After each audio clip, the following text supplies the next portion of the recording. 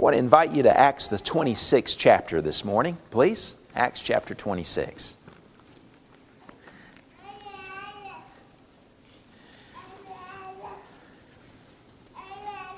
There's no more difficult circumstance for a speaker than to speak to an audience that is adversarial. This is easy when you have folks that are like-minded and that are supportive and that are with you in terms of their thinking, in terms of their values. It's hard, though, when you're speaking to an audience that is against you, that doesn't believe like you do, whose mind you're trying to change. It is the case with sermons, with moral persuasion, that the role or the task of the speaker is different from that of a teacher. Most preaching is not just teaching. You're usually not telling people new information. Usually you're telling people things that they already know. But the reason you're telling them those things is because they're not really doing them in their life. I mean, most preaching is about persuading us to really do the thing that we know we ought to do. It's about motivating us to be more convicted about those things and to live more the values that we subscribe to. That's typically the case. In Acts chapter 26, Paul is confronted with a situation where he's speaking to an audience that is adversarial, a group that doesn't believe the way that he does. And in fact, it's a part of a series of teaching situations, preaching situations in which Paul finds himself where he's speaking to an audience that is very adversarial. In fact, just before this situation, he spoke to an audience that wanted to kill him because they believed differently than he did. And so it was a very difficult kind of situation in which he found himself. He's speaking to people who are, as he is attempting to persuade them, he's speaking to people who are actually fighting against God. They think they're fighting for God, when in fact they're fighting against God. He's speaking to people that are from his own nation, folks who are a part of the Jewish population, who believed that they were God's people and believed that they were advocates of God's purposes and God's causes, who believed they were fighting God's battles. But what Paul is trying to persuade them of is that actually they're fighting against God rather than fighting for Him. And he understands that. He's a sympathetic speaker because he's done the same thing. He once fought against God. And part of what Paul does in this sermon in Acts chapter 26 is describe how he did that. How he was once persuaded differently and how God convicted him of change and brought him to a new place.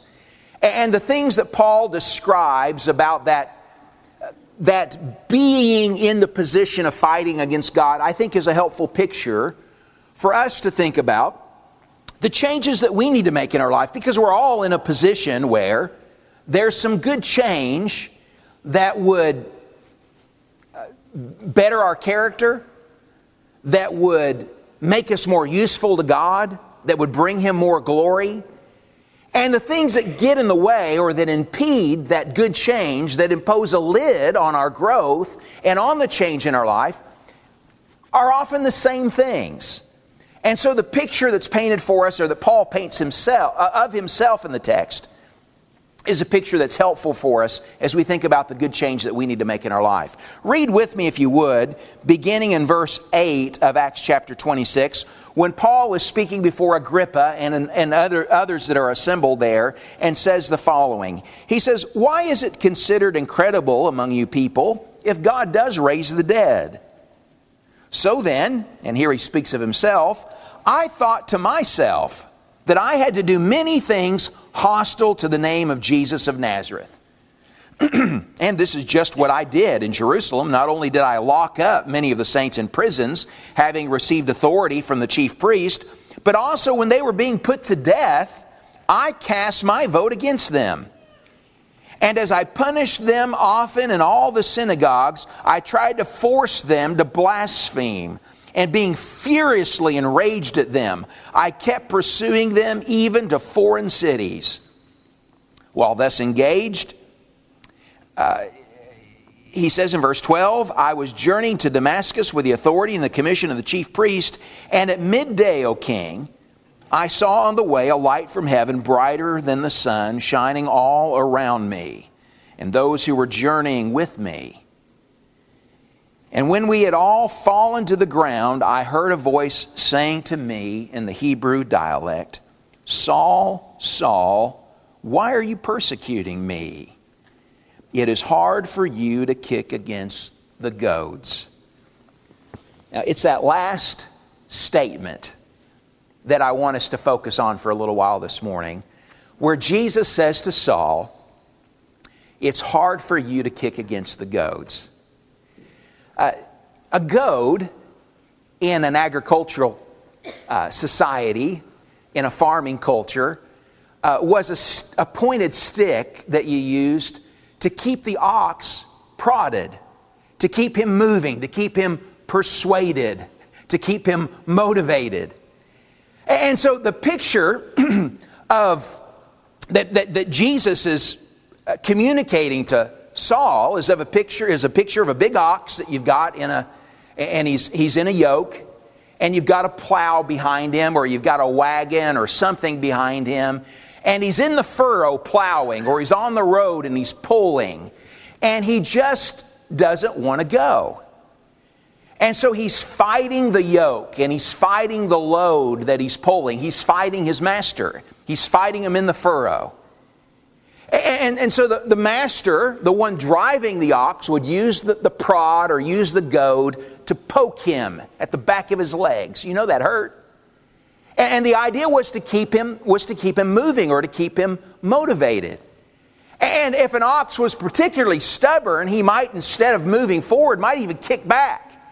And so instead of responding to the provocation, instead of responding to the goading, he actually fights it, which only hurts him worse, because he's kicking against the prod or kicking against the goad that's being used by his master. Well, Jesus uses that image in order to communicate to Saul what's going on right now in his life. He is persecuting Christ. He's persecuting the disciples of Christ. And in the process of doing that, he really is only hurting himself. He's fighting a battle that is the battle of a loser. He's never going to win at this. He's fighting a battle against God as he struggles in the furrow, as he kicks and as he spits and as he stomps and as he does all of these things that he's doing. He's only finding himself fighting against God. Now, it is unfitting, it's unbecoming, isn't it, for men to act like beasts? And yet, men and women sometimes act like beasts, don't we? We don't do the thing that's the sensible thing to do. We don't do the thing that makes sense, that's the reasonable course of action. We don't even do the thing that's good for us. We fight against the thing that is best for us. And we behave a bit like a dumb ox when we do that. We have the opportunity. I mean, God's yoke is on us. God is behind us. He would drive us to something that is better, to a better place, to a productive life, to a usefulness for Him and to others, and to something that is a better place for us. And yet we fight Him in the furrow. We resist. And the injury that is done is an injury that's particularly done to ourselves in the course of doing that. We just behave like a dumb ox. And that's exactly the way that Paul is behaving here.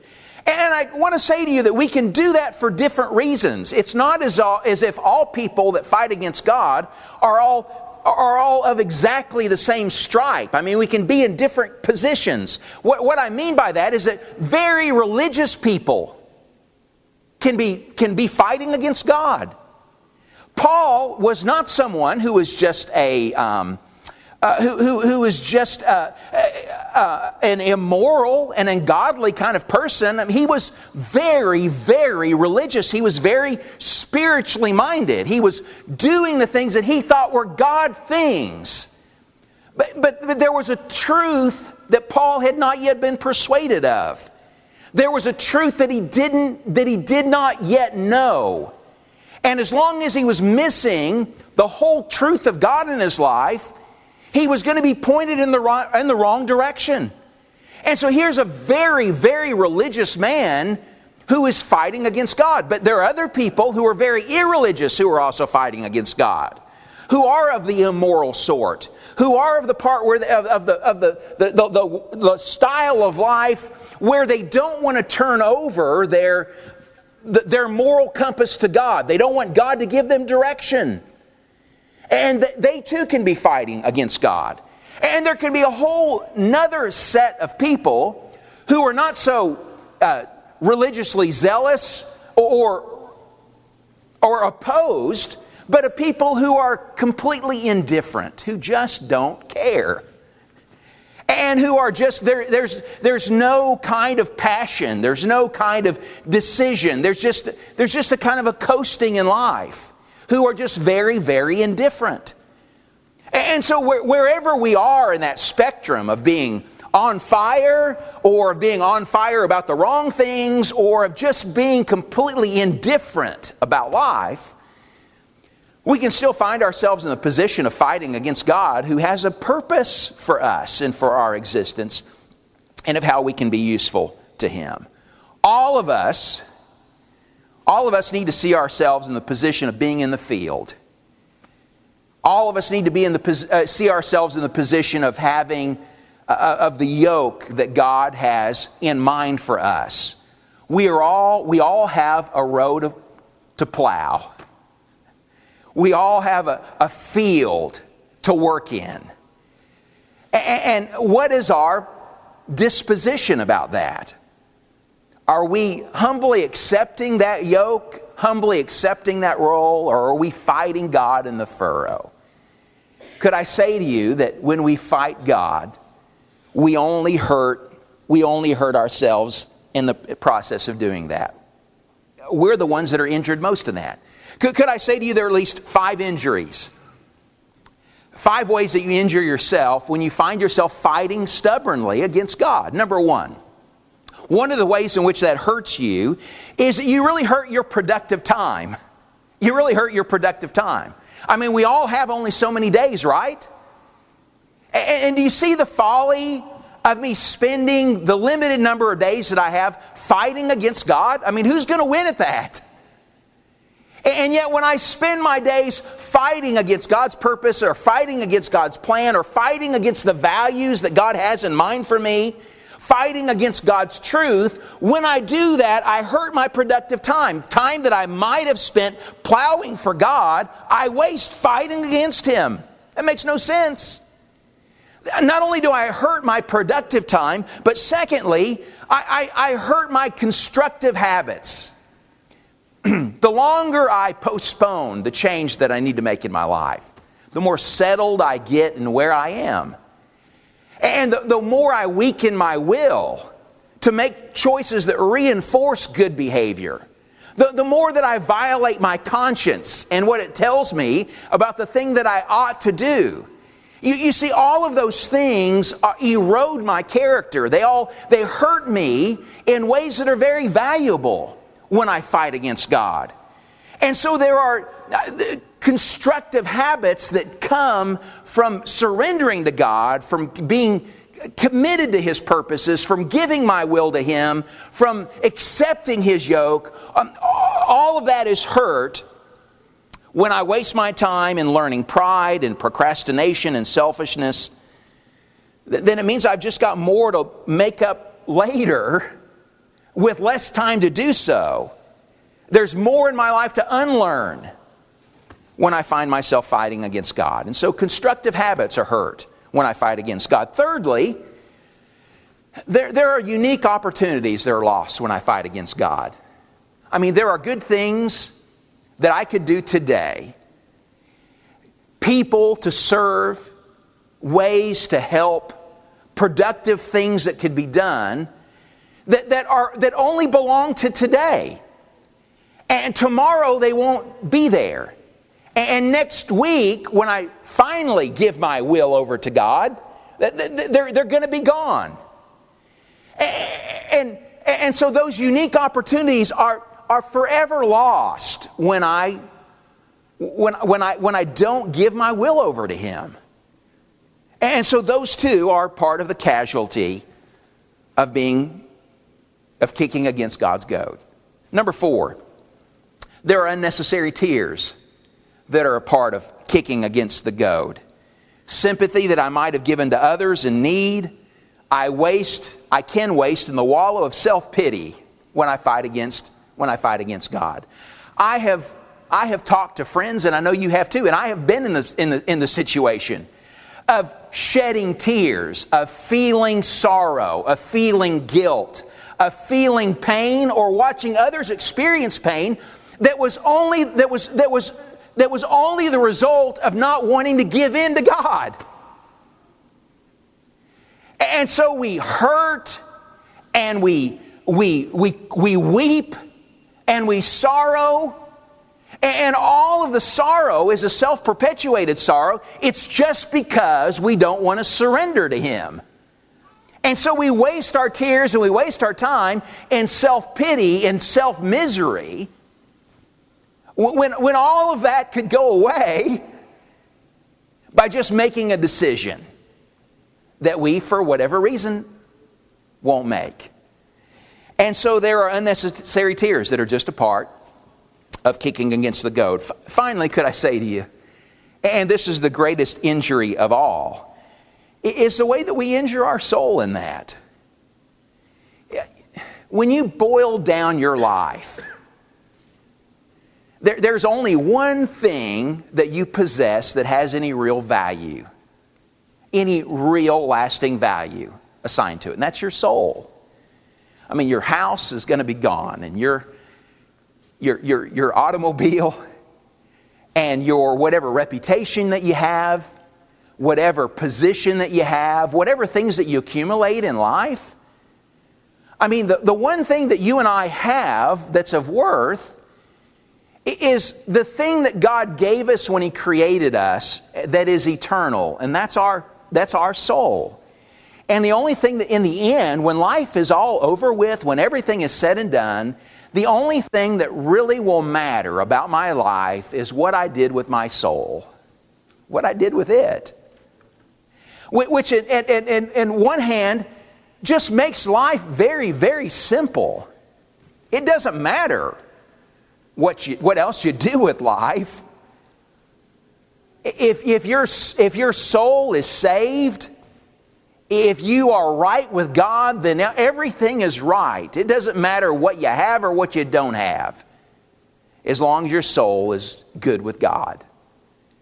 But that's lost when I'm fighting Him. I'm not doing something with the one thing that I really can control in my life. I can't control the economy. I can't control what's going to happen with my health. I can't make a difference in whether it's going to rain or whether it's going to shine today or tomorrow. I can't. There are so many things in my life I can't control. But the one thing I can do something about is the only thing that God has really called on me to do something about, and that's my soul. And so when I fight Him in that, then I fight Him in the only area of life where I could really have absolute certainty. And that's the area of my soul. So why do we do that? If it's so unreasonable to kick against the goad, if it's so unreasonable to fight against God, then why do we fight? Why do we resist? Well, I want to suggest that we resist for the same reason that Paul says in the text here. Look, if you would, back in chapter 26 and verse 9 of Acts. Acts 9, verse 26, Acts chapter 26, verse 9, Paul says, "So then, I thought to myself that I had to do many things hostile to the name of Jesus Christ." Paul says, I thought to myself.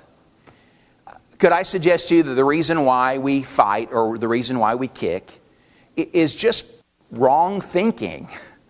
We just think wrong.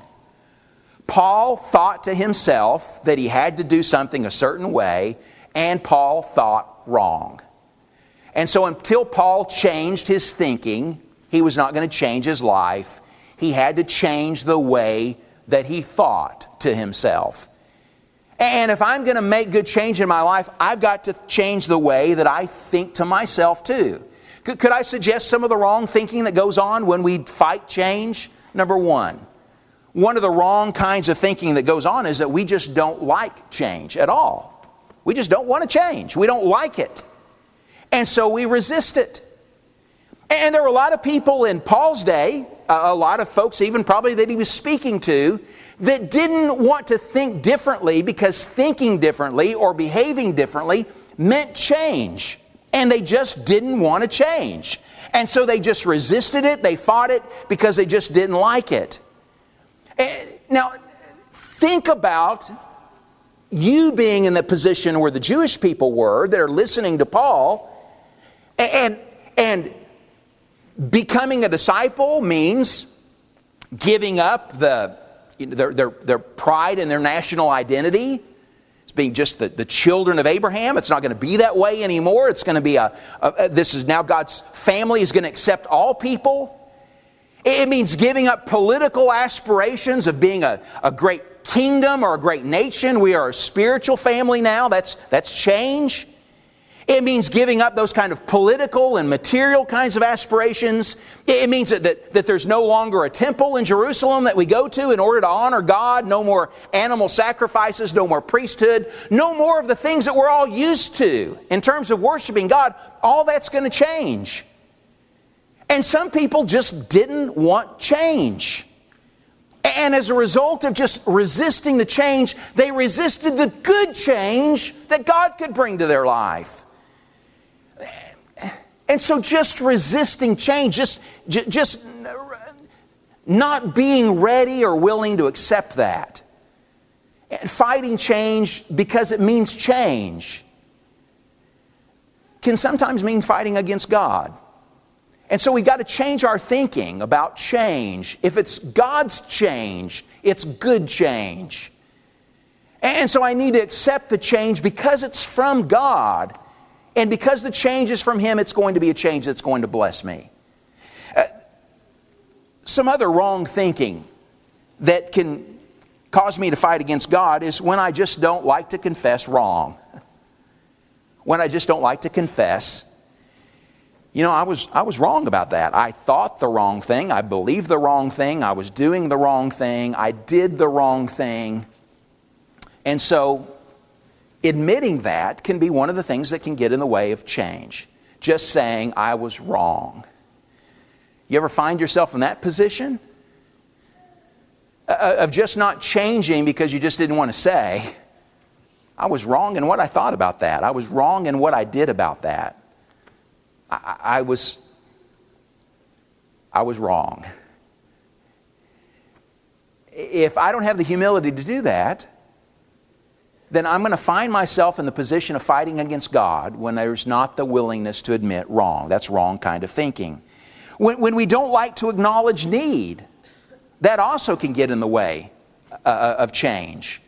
When I don't recognize that there are some things that I need others to help me change, some things that I need God to help me change.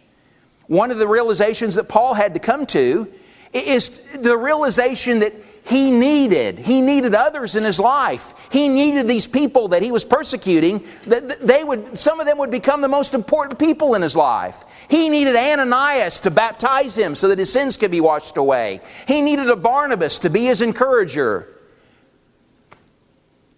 And you and I, if we live life with this kind of expectation that we can do it all for ourselves, that we got it all figured out, that we don't need others. We're depriving ourselves of the kind of help that God and support that God gives in order to bring good change in our life. Because we need people that will hold us accountable. We need people who can teach us. We need people who can model right behavior for us. People who can help us do the things that we can't do for ourselves.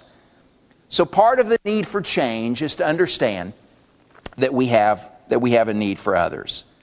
Sometimes we kick because we just don't like to admit that we don't know, that we're just ignorant about some things, or that we need someone to teach us a better way. And one of the most foolish things that I can do is to pretend as if I do know when I don't know. You know how silly I look when I pretend like I know how to do something, and when it's very obvious when I carry it out that I don't know what I'm doing? And when I have that kind of attitude, that too is a proud kind of disposition. When there's not the willingness on my part to just admit the fact that I don't know. When I say I don't know, then I can be taught. But it's not until I say, I don't know, teach me, that there's a humility where someone can come and supply the thing that I'm lacking. And so not admitting my own ignorance is one of the wrong kinds of thinking that can go on that keeps me away from good change. And here's the last one, and it may be the predominant one of why we sometimes kick against God. And that's the fact that we just don't like being told what to do. We just don't like being told what to do. I had a friend once who just didn't like having anyone that was his boss. And he wanted to be boss at home. He wanted to be the boss at work. He wanted to be the boss. And he didn't want anyone else to be his boss. Not a lot you can do for someone who just doesn't want anyone to be the boss of them. And we all need God to be the boss of us. I mean, we need His leadership. We need His dominion. We need His sovereignty. Because there's just a lot about life that we don't know, and we need Him to tell us. Or we think we know, and we really don't see far enough ahead to really know. And so we need God to tell us the way. But when we are fighting against God and He's telling us what to do, then what we do in that situation when we don't like being told is we just ignore it. And we resist Him. All of these attitudes that we've just described, not liking change, not liking to confess wrong, not wanting to acknowledge need, not wanting to admit that we don't know, not liking being told, I mean, all of those are risks that we run at every place in life. Part of what convicted me about this lesson this morning was the exercise that John had us do in getting ready for class today. When I made my list of the things that were lids in my life, there were 3 that were all things that I could do something about. And the thing that I realized when I wrote down those top 3 is that the one person that was getting in the way of me doing those things was the man in the mirror. It was me. And I thought, well, how come I haven't already addressed these 3 things? How come I haven't already done something about those 3? And what I realized in that was the reason I hadn't done something about those 3 is that I didn't want to do something about those 3. That they all meant that I needed to make a change. They all meant that I needed to acknowledge wrong. They, in some cases, mean that I needed to say to somebody that I've done wrong here. They're things that mean that I'm going to, in some cases, need to ask for someone to help me. Because I've got to learn some new life skills, some different ways of behaving if I'm going to change. But the thing that I can't do is I can't keep fighting those things. I can't stay in the furrow, because if I do, then I'm going to be less for God, and I'm going to be less for you, and I'm going to be less for Jen, and I'm going to be less for all the people in my life who need me to change, who need me to grow, who need me to be different. And when I don't do that, when I don't accept it, then I hurt me. I hurt myself. I waste my time weeping about things that I could do something about. I waste my time being unproductive. I waste my time being busy in the wrong kinds of things, learning the wrong kinds of habits. I rob God of the glory He would receive from having accepted, having surrendered to the change that I need to make. I kick against the goads and I come away with just bloody heels is what I do. Now, think about how Paul's life changed when he quit fighting. Think about how productive he became for God. You know how much of your New Testament was written by the Apostle Paul? 13 books in the New Testament. Half of the New Testament was written by the Apostle Paul. Because he surrendered himself to God. And God was able to make good. He started plowing instead of fighting. Listen.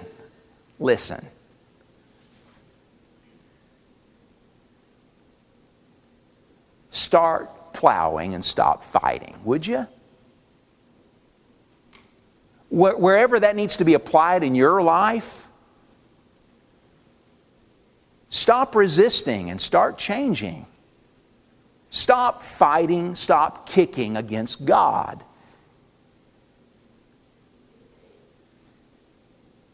And let Him lead you.